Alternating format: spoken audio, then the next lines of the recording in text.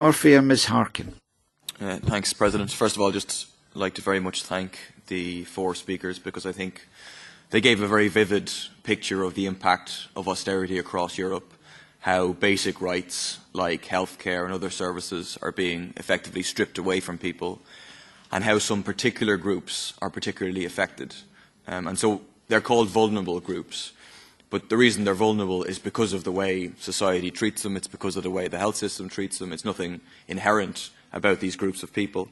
And just two observations. I thought when Mr. Zelderloo was speaking in particular, what struck me was that you have a whole series of very significant, important attacks on the rights of people, say with disabilities.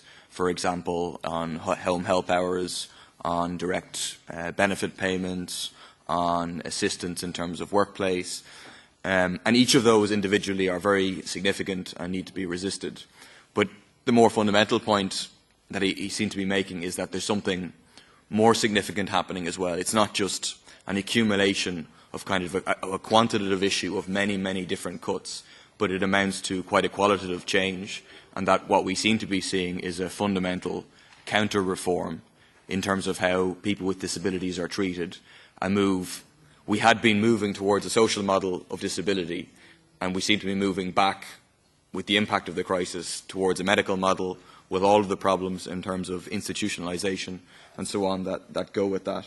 And that seems to me to be extremely serious and has to be resisted. And just the second observation is I think it's correct to say that these groups of people are victims, but we also should recognise the other side of it, which is that in many different countries across Europe, it's these most vulnerable groups that have been to the fore in terms of resistance and struggle against austerity.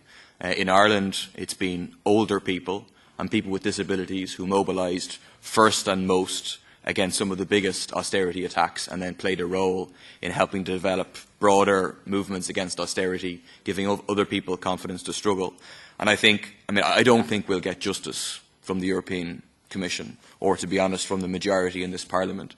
I think that what people, the vulnerable groups, need to do is to rely on their own strength to connect with others across Europe who engage, faced with the same issues, but then also to make sure that these issues are taken up by the trade union movement as a whole, by the anti-austerity movement as a whole, and that they become part and parcel of those broader struggles. And that if we can develop a Europe-wide resistance, that's our best way to defend the rights that have previously been won and to fight for more rights. Thanks.